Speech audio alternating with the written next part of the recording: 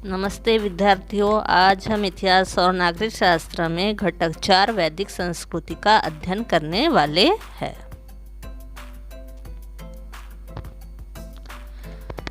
इस घटक में हम वैदिक साहित्य, परिवार व्यवस्था, दैनिक जीवन, खेती, पशुपालन, आर्थिक और सामाजिक जीवन, धार्मिक संकल्पनाएं, शासन व्यवस्था, इन प्रमुख मुद्दों का इस घटक में अध्ययन करने वाले हैं।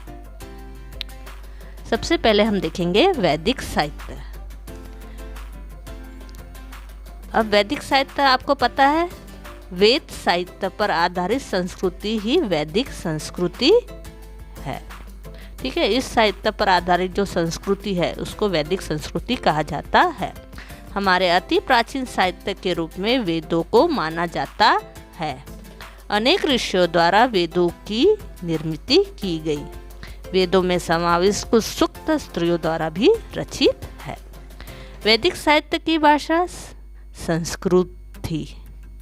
वैदिक साहित्य अत्यंत संपन्न साहित्य यानी बहुत ही ज्ञान भरा साहित्य है। संपन्न यानी सभी प्रकार की जो ज्ञान है इसमें दिया गया है।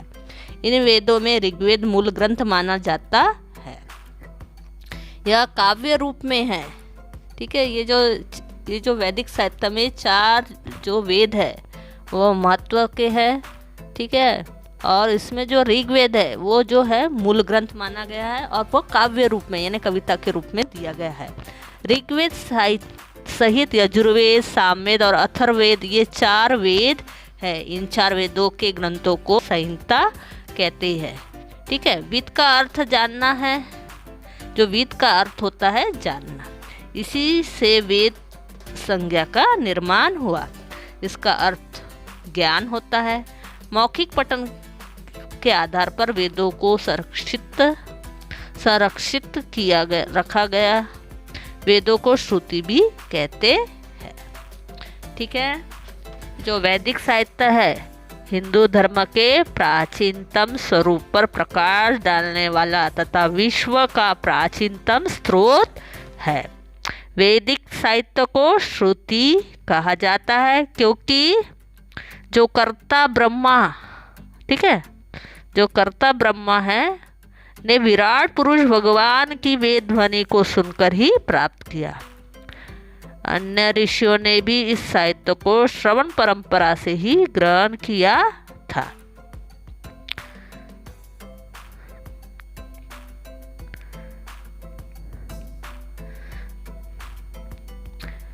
जो वेद दुनिया के प्रथम धर्म ग्रंथ है।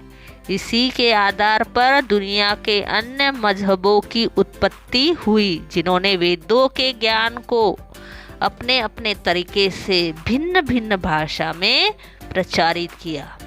वेद ईश्वर द्वारा ऋषियों को सुनाए गए ज्ञान पर आधारित है, इसलिए इसे श्रुति कहा गया है। सामान्य भाषा में वेद का अर्थ होता है ज्ञान। वेद पुरातन ज्ञान विज्ञान का अथाह भंडार है। इससे मानव की हर समस्या का समाधान है। वेदों में ब्रह्म, देवता, ब्रह्मांड, ज्योतिष, गणित, रसायन, औषधि, प्रकृति, खगोल, भूगोल, धार्मिक नियम, इतिहास, रीति रिवाज आदि लगभग सभी विषयों से संबंधित ज्ञान भरा पड़ा है।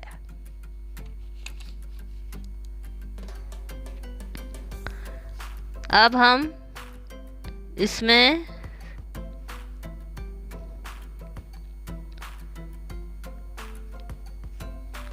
ऋग्वेद संहिता की जानकारी हासिल करेंगे। ठीक है,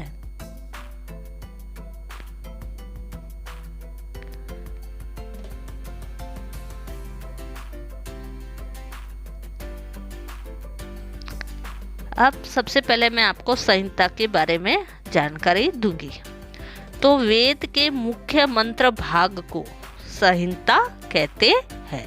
ठीक है, तो जो वेद के जो मुख्य मंत्र भाग है उनको संहिता कहते हैं। वैदिक साहित्य के अंतर्गत ऊपर लिखे सभी वेदों के कई उपनिषद, आरण्यक दिए हुए हैं और इनकी भाषा संस्कृत है। और जिसे अपनी अपनी पहचान के अनुसार वैदिक संस्कृत कहा जाता है। इन संस्कृत शब्दों के प्रयोग और अर्थ कालांतर में बदल गए और लुप्त हो गए। ठीक है, अब हम ऋग्वेद संहिता यानी मैंने बताया मंत्र और एक प्रकार का वेद का मंत्र और एक प्रकार का भाग। ठीक है, और ऋग्वेद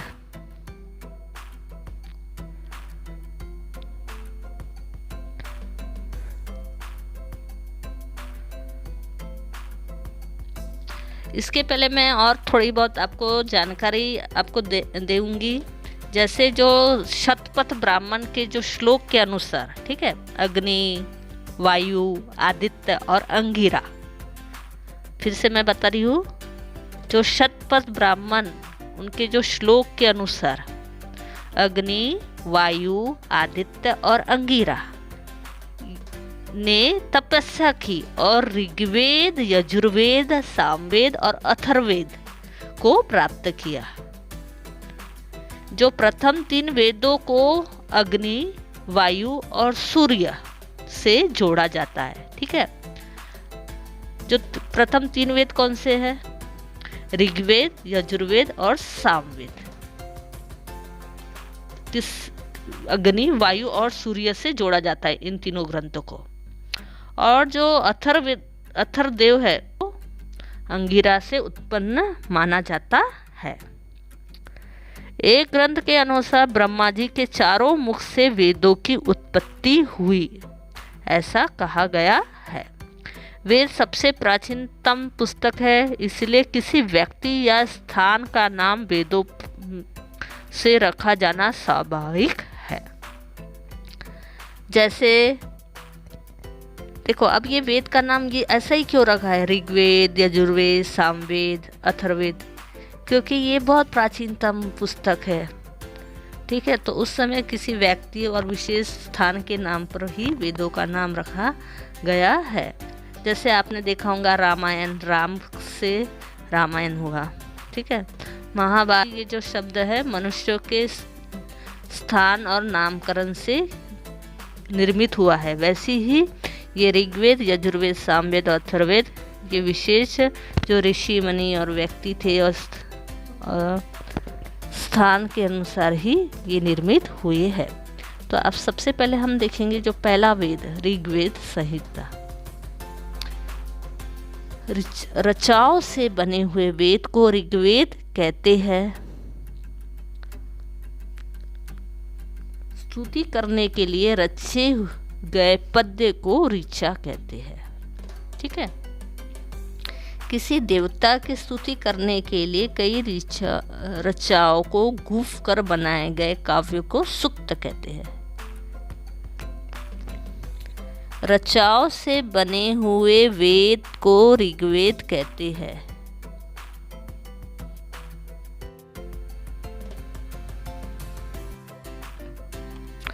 ऋग्वेद संहिता। रचाओं से बने हुए वेद को ऋग्वेद कहते हैं। स्तुति करने के लिए रचे गए पद्य को रचा कहते हैं। किसी देवता की स्तुति करने के लिए कई रचाओं को गुफ कर बनाए गए काव्य को सूक्त कहते हैं। ऋग्वेद संहिता में विभिन्न देवताओं की स्तुति परक सूक्त है। ऋग्वेद संहिता में क्या दिया गया है कि जितने भी देवता थे हिंदू धर्म के, उनके स्तुति पर आधारित क्या दिए गए हैं, सूक्त दिए गए हैं। और इसका पूरा जो ज्ञान है इसमें दिए गए हैं।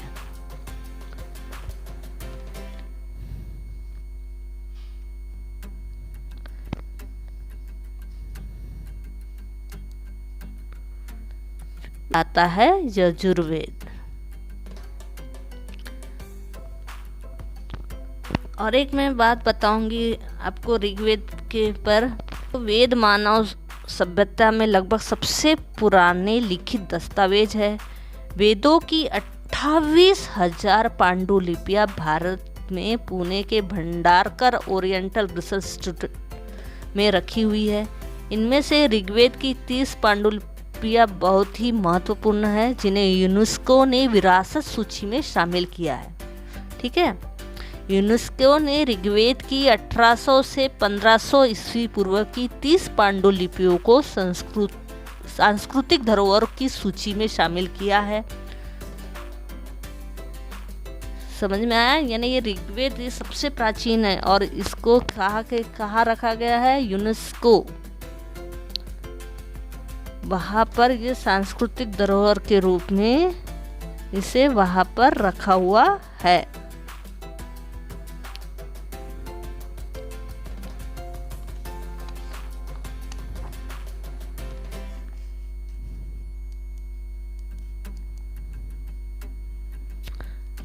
अब हम देखेंगे यजुर्वेद। यज्ञ में जिन मंत्रों का उच्चारण किया जाता है, ठीक है, जो पहला ऋग्वेद में क्या क्या है, जितने भी हमारे जो ईश्वर थे, जो भगवान थे, उनके स्तुति के काव्य दिए गए हैं। यजुर्वेद में यज्ञ में जिन मंत्रों का उच्चारण किया जाता है उनका समावेश यजुर्वेद संहिता में है। यज्ञ विधि में किन मंत्रों का पठन कब और कैसे करें, इसका मार्गदर्शन इस संहिता में प्राप्त है। इस संहिता में पद्य से रचित मंत्रों का स्पष्टीकरण गद्य में किया गया है। ठीक है, जो पद्य दिए हुए हैं, ठीक है, जो पद्य में रचित मंत्र दिए गए उसका पूरा स्पष्टीकरण गद्य के रूप में किया गया है। ठीक है, समझ में आ गया आपको? ये दूसरे नंबर का वेद है। अब हम देखेंगे सामवेद संहिता। कुछ यज्ञों की विधियों के समय सुर ताल में मंत्रों का गान किया जाता है। ठीक है, जब मंत्र किया पढ़ा जाता है या कुछ यज्ञ करते समय जो विधि होती है उस समय कुछ सुर ताल से मंत्रों का क्या किया जाता है, वाचन किया जाता है। तो उसका यह गायन कैसे करना, इसका मार्गदर्शन सामवेद संहिता में किया गया है। भारतीय संगीत के निर्माण में सामवेद का बहुत बड़ा योगदान है।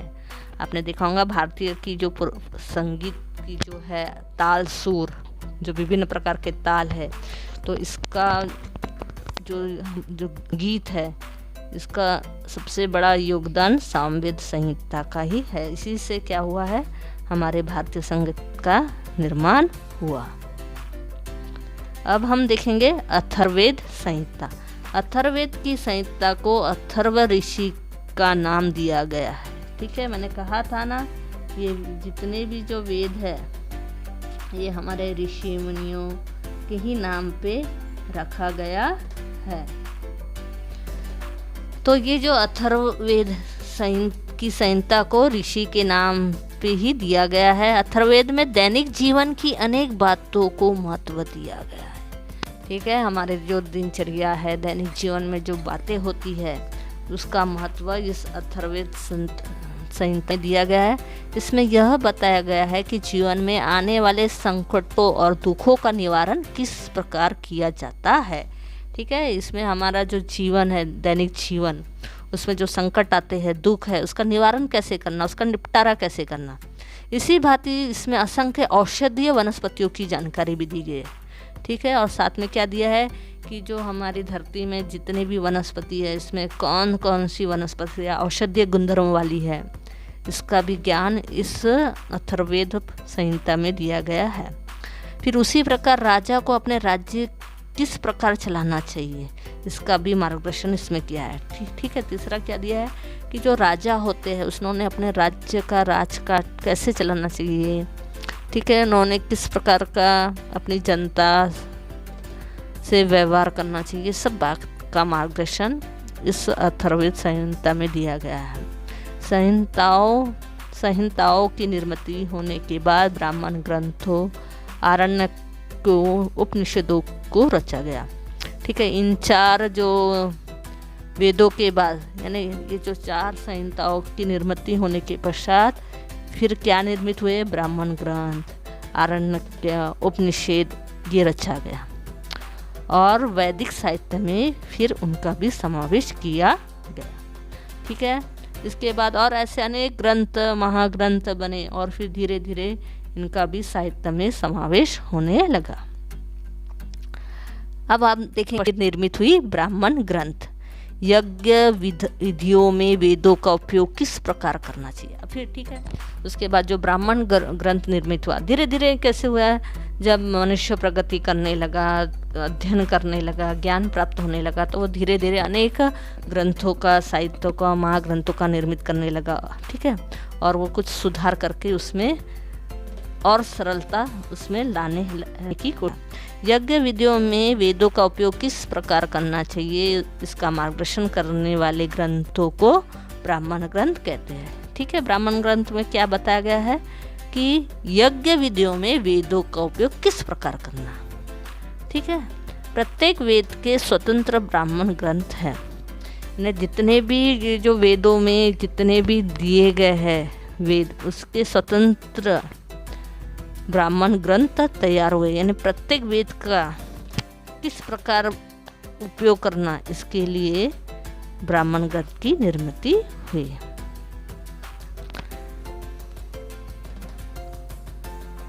इसमें आपको बता दें, मैंने कहा था कि जो वेद है उसमें कुछ जो सूक्त दिए गए हैं, जो ऋग्वेद में जो सूक्त दिए गए हैं, कुछ ऋषियों ने जो वेदों को रचा, तो उसमें कुछ जो सूक्त दिए है उसमें कुछ स्त्रियां भी, यानी कुछ स्त्रियां भी थी जिन्होंने तो हिंदी भाषा में इस प्रकार प्रस्तुत किए। आपको देखो, हे ईश्वर बहुत वर्षा होने दो, हमारे खेतों में लहलहाती फसल होने दो, हमारे बच्चों को खूब दूध घी मिलने दो, हमारों में गाय आने दो, हमारी गोठों में उन्हें आनंद से रहने दो, उनके बहुत बछिया बछड़े होने दो। ये जो सूक्त दिए गए हैं, तो उसका जो हिंदी में यहाँ पर अर्थ मैं आपको बता रही हूँ। लोगों चलिए उठिए, उषा के आगमन के साथ अंधेरा नष्ट हो गया और प्रकाश का आगमन हो रहा है। उषा ने संपूर्ण विश्व को जगाया, हम अपने अपने कार्य और उद्योग कर धन प्राप्त करेंगे। देखो जो किस प्रकार, देखो कितने काम की चीज़ें दिए हैं और कितने वो संस्कारमय और कितने अच्छे वाक्य दिए हैं। यानी ये जो पढ़ेगा तो जो वो ग्रंथ जो भी पढ़ेगा तो उन्होंने कितनी अच्छी अच्छी बातें यहाँ बताई है। हे ईश्वर बहुत वर्षा होने दो, देखो कितने अच्छे हमारे खेतों में, खेत के लिए क्या कर रहे हैं, वो प्रार्थना कर रहे हैं ईश्वर से कि वर्षा होने दो और हमारे बच्चों को खूब दूध घी मिलने दो। यानी फसल ज़्यादा होंगी तो हमारे बच्चे क्या घी, दूध घी बच्चों को ज़्यादा मिलेगा, यानी अच्छा भोजन आहार मिलेगा। हमारे घरों में गाय आने दो, हमारी गोठों में उन्हें आनंद से रहने दो, उनके बहुत बछिया बछड़े होने दो। ठीक है, यानी जो सूक्त दिए गए हैं, सूक्त उनके जो हिंदी अर्थ यहाँ पे बताया, यानी वो कितना ने अपने जो घर में यानी उन्नति, प्रगति और सब कुछ अच्छा होने के लिए वो कैसी कामनाएं ईश्वर से करते थे और वो लोगों से भी कैसी प्रार्थना करते थे। देखो, लोगों चलिए उठिए, उषा के आगमन के साथ अंधेरा नष्ट हो गया है और प्रकाश का आगमन हो रहा है। उषा ने संपूर्ण विश्व को जगाया है, हम अपने अपने कार्य और उद्योग कर धन्य प्राप्त करें। यानी भोर होते ही वो कैसे उठते थे और किस प्रकार प्रोत्साहित होकर वो अपने कार्य में धन प्राप्ति के लिए लग जाते थे। यानी ये जो सूक्तियाँ दी है ये हमको क्या करती है, प्रोत्साहित करती है, अच्छा जीवन जीने के लिए बाध्य करती है। अब हम देखेंगे आरण्यक। अरण्य में जाकर एकाग्रता से किया मनन आरण्यक ग्रंथों में प्रस्तुत किया गया है। ठीक है, आरण्यक एक ग्रंथ है, इसमें क्या किया गया है, अरण्य में जाकर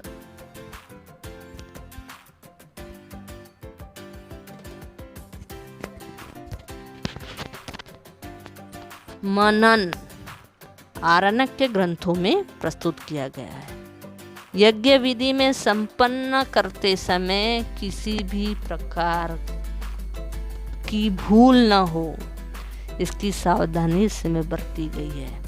ठीक है, इसमें हमको एकाग्रता के बारे में बताया गया है कि यज्ञ करते समय हमें भी भूल गलती नहीं करनी चाहिए, इसकी सावधानी रखनी चाहिए। यानी एकाग्रता और मनन का यहाँ पर महत्व बताया गया है। उपनिषद।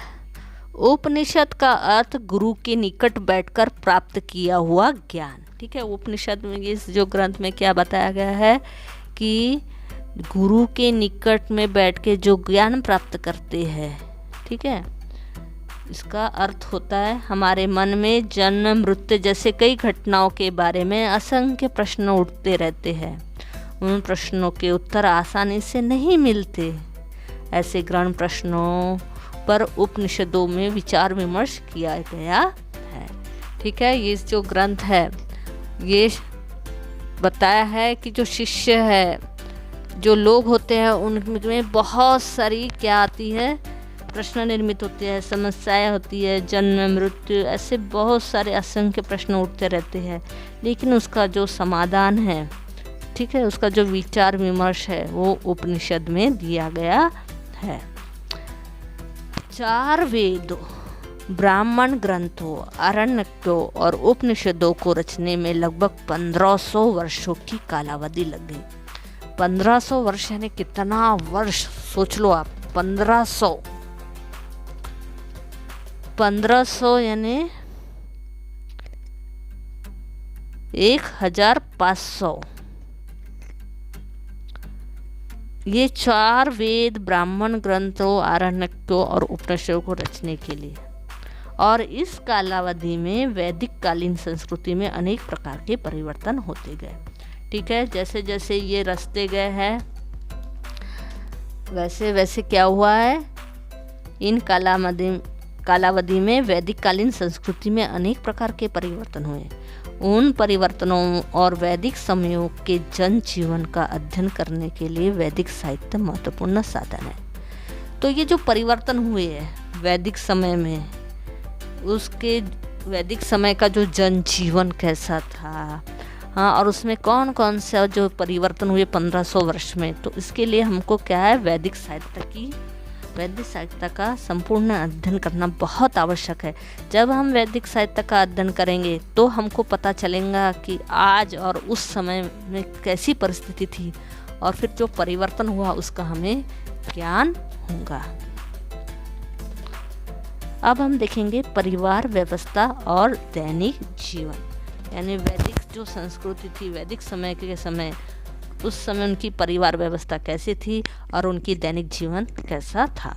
वैदिक समय में संयुक्त परिवार पद्धति प्रचलित थी। ठीक है, उस समय कैसा परिवार था, संयुक्त परिवार। संयुक्त परिवार यानी हमारे दादा दादी, माता पिता, चाचा चाची, हाँ, बड़े पिताजी, बुआ और उनके बच्चे, ऐसे पूरा संपूर्ण मिला के जो एक छत के नीचे एक रसोई में अपना जीवन यापन करते हैं, उन्हें संयुक्त परिवार कहते हैं।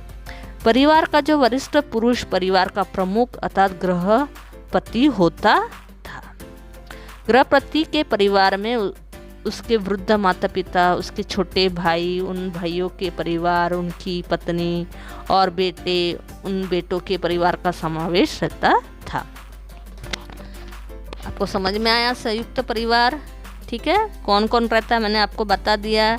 जो घर का जो प्रमुख होता है उसको गृहपति होता है वो, और उसके वृद्ध माता पिता, उसके छोटे भाई, उन भाइयों के परिवार, उनकी पत्नी, बेटे, उन बेटों के परिवार का समावेश होता है। यह परिवार व्यवस्था पितृप्रधान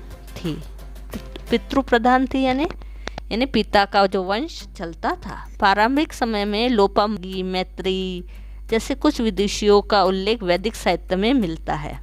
ठीक है, यानी उस समय हमको जब अध्ययन किए हम वेदों का, तो उसमें लोपामुद्रा, गार्गी, मैत्री जैसे कुछ विदुषियों का उल्लेख उस साहित्य में मिलता है। परंतु धीरे धीरे स्त्रियों पर अधिक बंधन लगते गए। ठीक है, पहले ये 3 संस्कृति हमें दिखी, लेकिन धीरे धीरे में देखा गया कि उस काल में क्या हुआ पितृ प्रधान व्यवस्था थी, लेकिन धीरे धीरे उस जो स्त्रियों थी वहाँ की, उनमें बंधन लगते गए। परिवार और समाज में उनका स्थान अधिकाधिक गौण बनता गया। ठीक है, उस काल में जो स्त्रियां थी धीरे धीरे उसका क्या होता था, हनन होता था, उन्हें गौण स्थान मिलता था। उनमें क्या होता लदे हुए थे बंधन में, कैसे चार दीवारी में रहो, पाठशाला नहीं जाना, घर के ही अंदर रहना, अन्य पूरे नियम थे और वो नियम का पालन वो करती थी।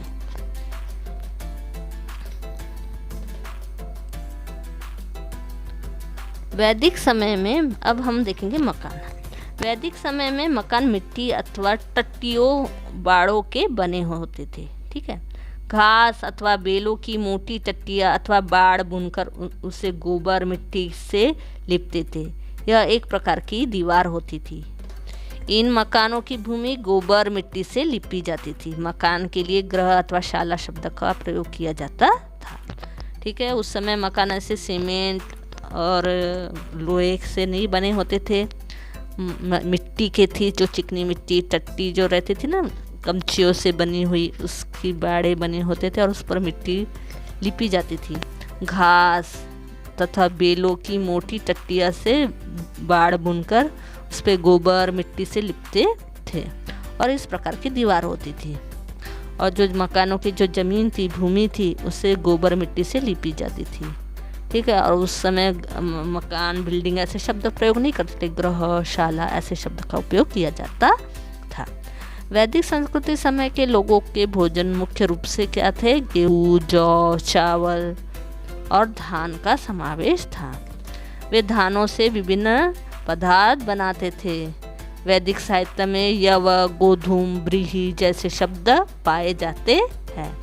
यव अर्थात जौ, यानी बार्ली जो रहता है ना, जौ का आटा, उसको बार्ली बोलते हैं और वे लोग क्या कहते थे, उनको यव।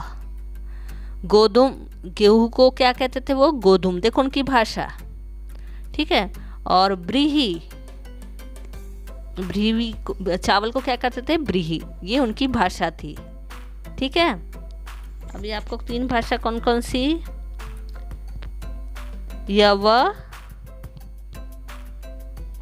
गोधूम और ब्रीही। यव यानी जौ, गोधूम यानी गेहूं, ब्रीही यानी चावल।